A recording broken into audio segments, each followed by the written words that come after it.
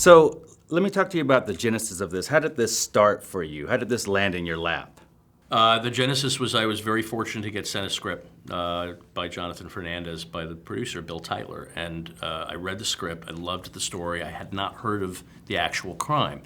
And one of the things that really attracted me was the fact that I've always loved the film Dog Day Afternoon.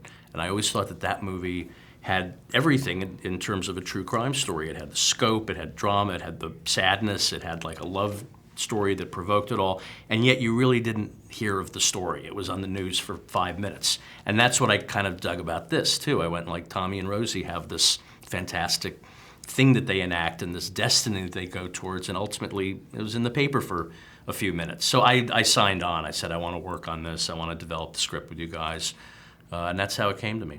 Ray, I imagine you're flipping through scripts and you see something you like. What is that? Well, I was offered the role of the Griffin Dunn role. What was his name again? The character? Yeah, he's the collection agency. The collection agency. Yeah. Yeah, and I was offered that role, and I read the script, and I had heard of the story because I grew up in Queens, not far from there. So I remember that story.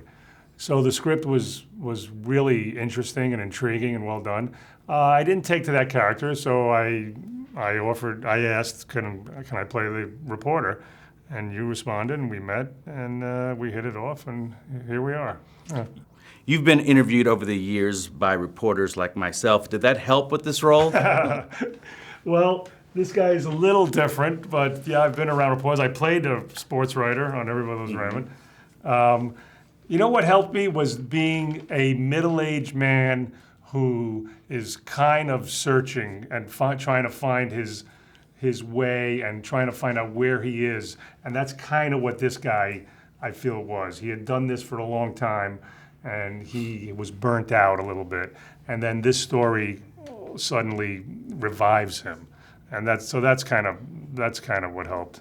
So what's the nutshell version of this story? Yeah, Tommy and Rosie are two young lovers who are trying to go straight and have a normal life, and Tommy is a guy who's haunted by what happened to his father. He believes his father was killed by the mob, and in addition to not being able to get over that, they can't earn enough money, so he comes up with this mad plan. Let's rob the mob. He learns at the Gotti trial that they don't keep guns in the social clubs.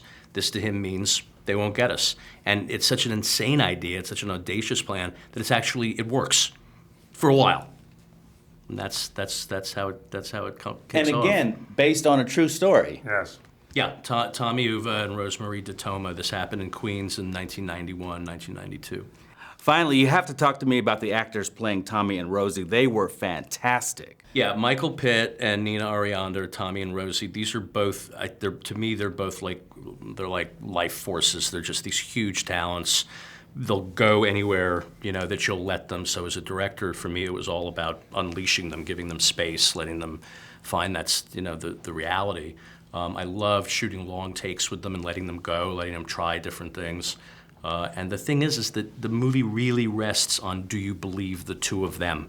If you don't, it could veer off into silly or artificial or, gee, a lot of nice ideas, guys, but I really felt when we got Michael and Nina involved, no, you're going to get this because they've got the magnetism and they've got the reality. Made in Hollywood.